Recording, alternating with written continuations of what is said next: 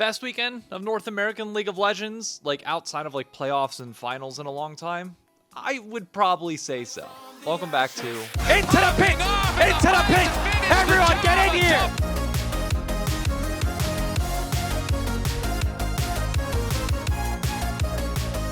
How's it going, everyone? My name is David Shynock. Welcome back to The Pit, your series for everything North American League of Legends every single Friday. And if you're new around here, or maybe tuning in because you heard my name on the dive, yeah, that's me with the deleted tweet from Blippo. For context, all I said was, oh man, how you gonna talk all that shit all week and then not show up for pros? Blippo corrected it, and I probably shouldn't have deleted it. Probably shouldn't have listened to media spheres that like take me as a journalist when I'm not, because all it did was end up deleting context that now the tweet gets actually taken out of context to something that people think I might have said, but I hate this blurred line. But regardless, even prior to that, we had one of the best of threes that we have ever watched in the history of LoL esports, in my opinion. Now, granted, I'm biased because I was on the winning side of that for 100 Thieves, but 100 Thieves versus Team Liquid was the bloodiest best of three we've ever had in NA history, apparently. It broke the kill record. I mean, it was just fun to watch. It was high tempo, high octane League of Legends that had Captain Flowers smiling from ear to ear, and that is what makes us a freaking great team. Now, granted, 100 Thieves will go on to beat the winner of C9 versus FlyQuest to claim the first seed for North America going into Sao Paulo, to which I know what some of you are thinking.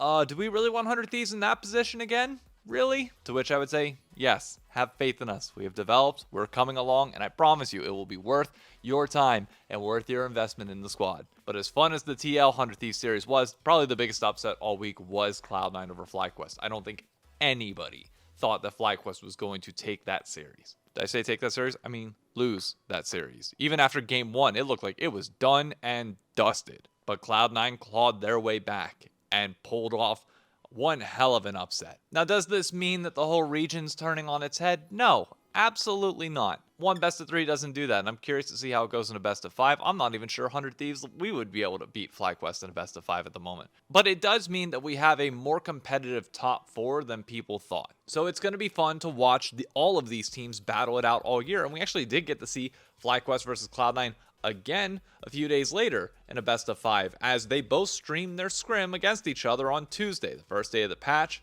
Mel was enabled for the final two games, so we got to watch the teams experiment with her. And this moment was the culmination of probably about 2 solid weeks of conversation around whether streams should be scrimmed or not. And it's safe to say, at least upon first glance, it was a massive success. FlyQuest hit the top page of Reddit. This was talked about by a lot of different people. It hit like 50,000 concurrent viewers. Now, does that mean that like stream scrims are a success and we do this forever, for all time, and League is back and North America is going to grow to these insane heights? No, absolutely not. It does not mean that whatsoever. What it means is that there was interest for it and there is momentum here. That said, you cannot expect every event after this to hit 50K. Now, FlyQuest was smart and did this on a Tuesday when no other League of Legends is being played, and I think that's actually a brilliant strategy going forward, and there should be teams that do this each and every week. But just know the numbers are going to change. This is the first time that this happened in like 12 years. We are not hitting 50K each and every time that this occurs. Now, that number could increase or decrease depending on, say, Shopify does it, and you have Ludwig watching scrims and like commenting on it and taking note. That could get interesting. Like, there are different things that you can do to constantly keep this in the news cycle, but now FlyQuest has a YouTube video out based on it, which I think is close to hitting 5 figures. Has it? Let me check. Yep, the video hit 10K on YouTube, and it's their most watched YouTube video, I think, all year. Okay, other than like the world's vlog from 2 months ago, which I think might have even been December. Yeah, it's their most viewed YouTube video all year. So clearly they were able to turn this into YouTube content. I'm curious to see if they get anything out of the short form content for it. But this is a good cycle to get into. I like this. This is positive momentum, and it builds up the biggest issue that we've had in North America, which is teams just don't do all that much content. So in a world where scrims are already something that they're naturally doing, and you can turn that into content, yeah, it's great. 1 day a week, 1 block a week, that's nothing. Keep this up. Good job. Now, it wouldn't be North America if we weren't complaining about something, right? Yeah, that complaint, the format. It actually amazes me that it took this long for people to complain, or at least like the realization at the last minute of like, wait a minute, 2 teams in Disguised and Lion played 2 best of 3s, and now they're done until April. We will not see either of those teams. To which I would say, have y'all been living under a rock? I know everybody that watches this channel should know the format. should know that that was going to be a problem because I've been raising that herring since they announced the format last year. But the problem was Riot again did not do the best job at marketing the LTA. It's why viewership is down so much, in my opinion, despite there being so many positive things ongoing. So it's not a surprise that people didn't know that there were some pretty severe pitfalls that came with this format. Also, the messaging around whether like the split one and fearless and first stand is all like massively important, or like how it scales compared to MSI and Worlds, like it honestly is just a mess from the messaging point. So I'm not surprised that people are just learning now that yes, like these teams kind of got screwed. But there's also a vocal minority, or like a vocal portion of the community that's like, good, we don't want to see the bad teams all that much. To which I would say, okay, well now those teams got to figure out a way to do content and keep themselves relevant for 2 months. Because if you're Disguised and you're Lion, you can't sit back and do nothing for the next 8 weeks until you play again. That is not an option. That will kill your brand so quick. Is there a better format to be had? Yeah, but the suggestion that I will always run with is that this first stand tournament, I hate the idea of just having 5 teams there. What should happen is MSI should be the format for all non-Worlds tournaments, and you make that standard across everything. We have 2 of those like minor events. You consider like MSI a minor and then Worlds like a major.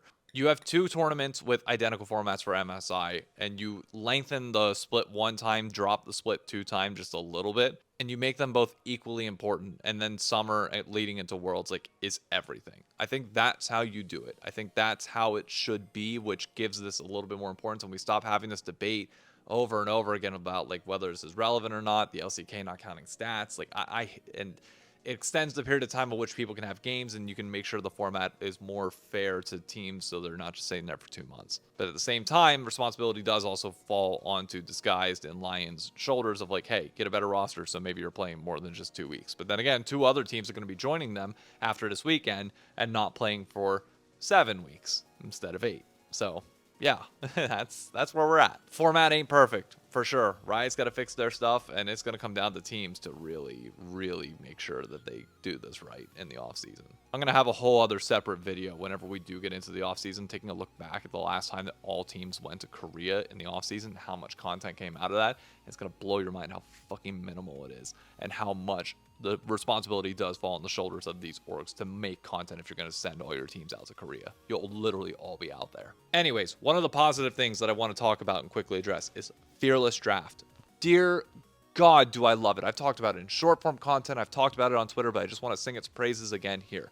I know there are people that are like, oh, I want to see peak competition. I want to see the best of the best duke it out on Cassante. And if you can't beat the Cassante, then you're forced to ban it. It's like, me personally, I like not seeing Cassante barring 1 game, and I don't care like whether it's just enabled or not. Like, I love the fact that we are getting like a consistent pool of champions that are used in Fearless, barring a few exceptions. Showmaker being the one that like stands out across the world as like the guy who's willing to really innovate, or the Anivia top from Zeus. But I like just knowing that every individual game feels so unique in each series. It does not feel like the prior one because there are 10 new champions each and every game, and there's 160 champions in this game, so you can't tell me that pros playing at the highest level shouldn't have that level of diversity.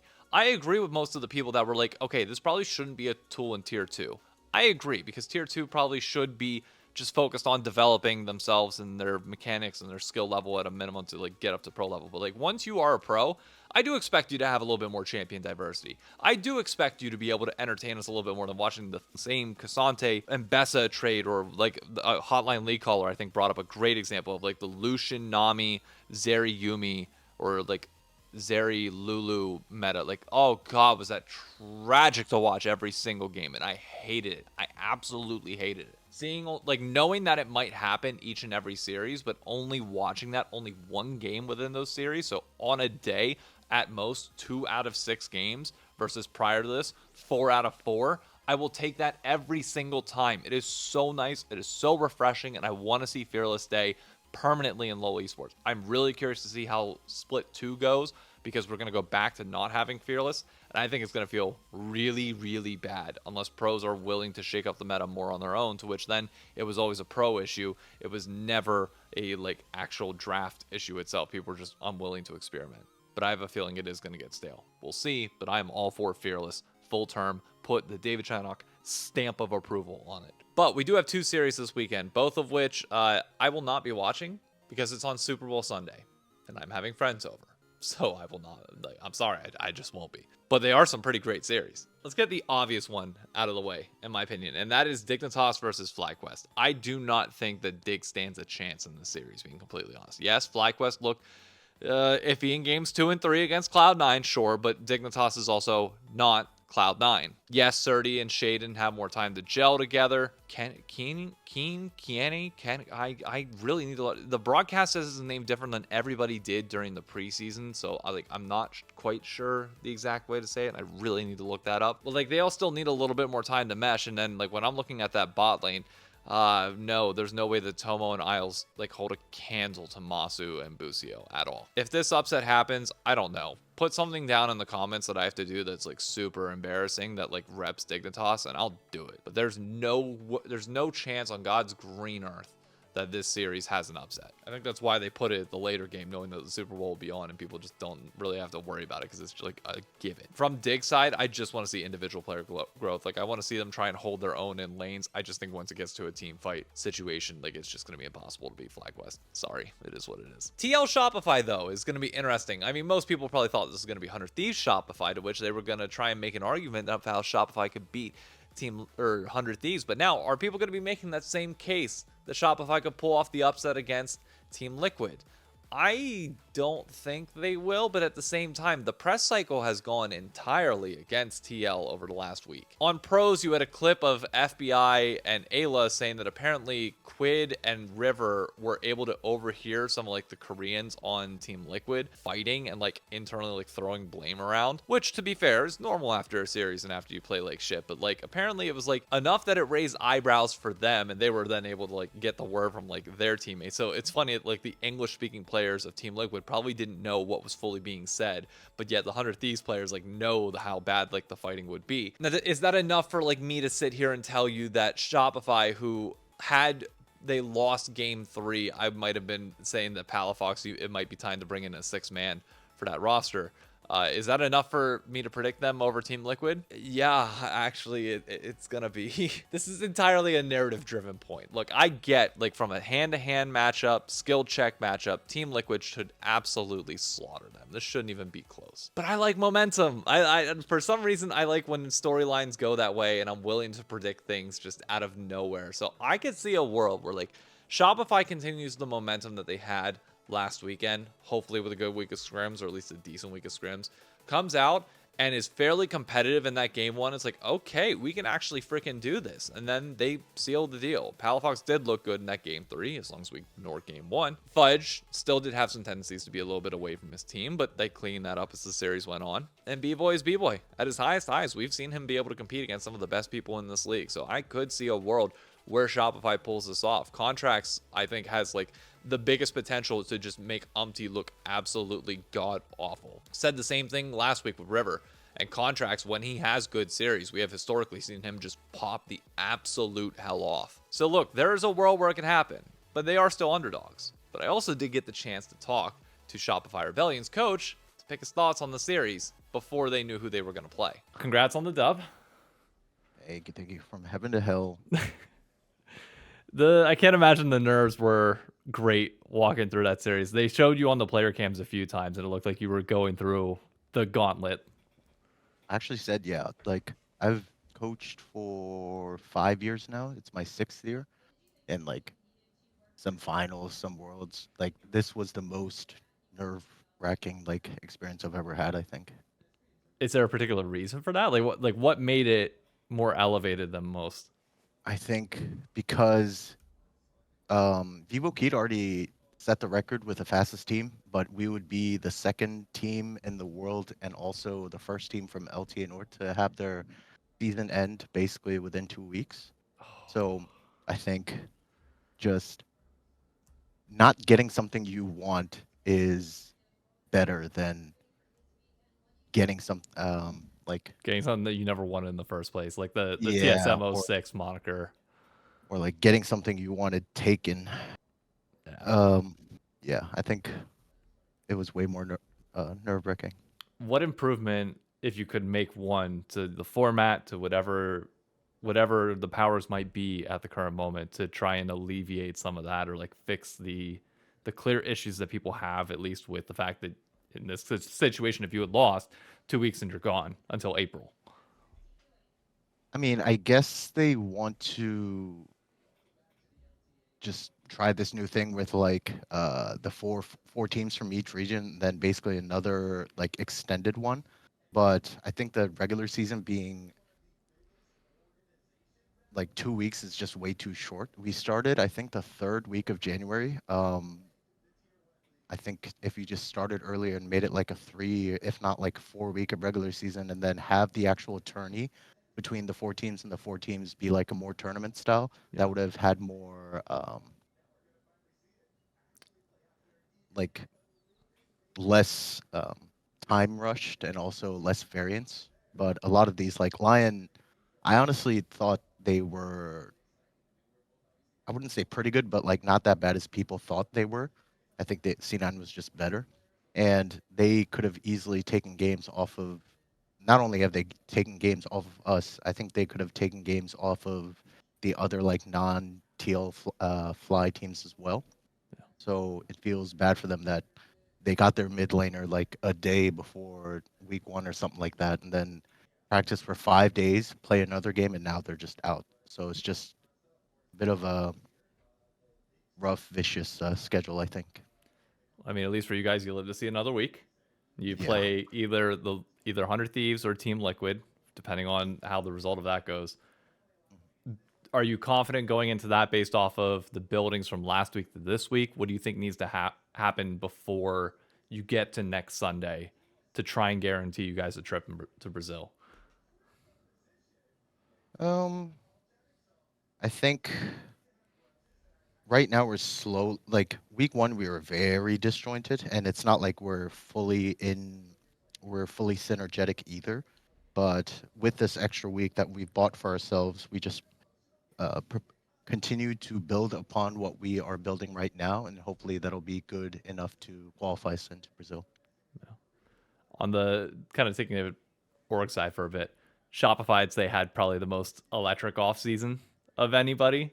With the news of Ludwig and Charlie coming in, just hype around the org.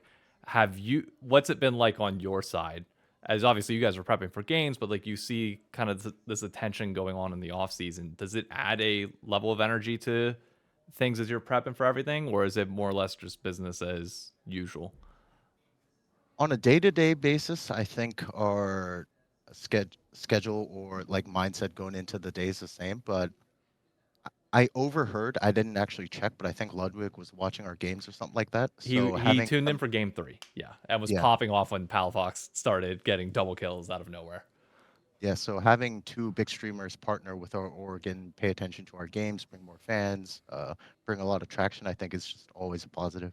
No. The other thing dominating this week, and the LTA just made their announcement a few days ago that they're going to allow the streaming of scrims for Split 1 now. Is that something that you guys think that you'll partake in, regardless of like if you go all the way to Brazil, if it, like no matter how far you go in this tournament, are you going to partake in stream scrims, or what do you think is like the better alternative than what seems to be like a very quick measure?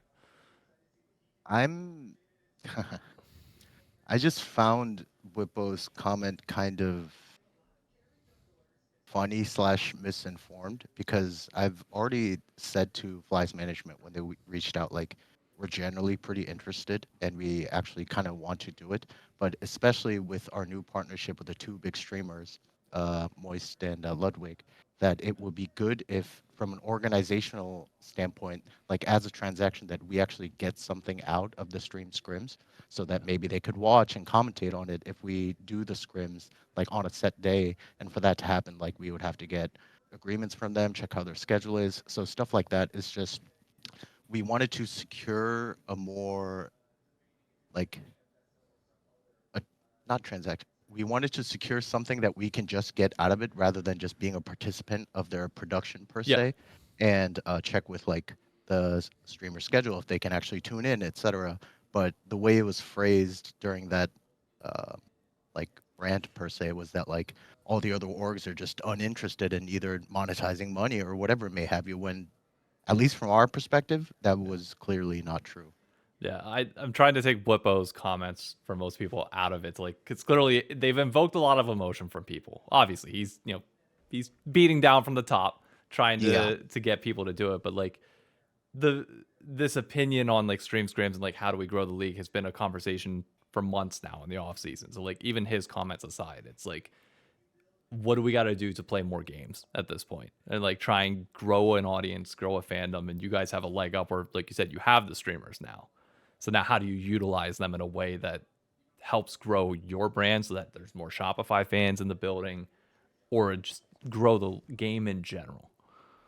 It's like, I think the general idea of like stream scrims, like I also saw a like a tweet from Soa saying like, oh, LCK LPL is he doesn't do it, but it's just like I think one game or two games per week from like select teams, and then we just go around, and then like that one scrim block is not going to create so much like advantage or disadvantage to whichever team it is. And I'm generally pretty for the stream scrims. I think it's just something that we should test out. Like, there's no harm in just testing it out and see what happens.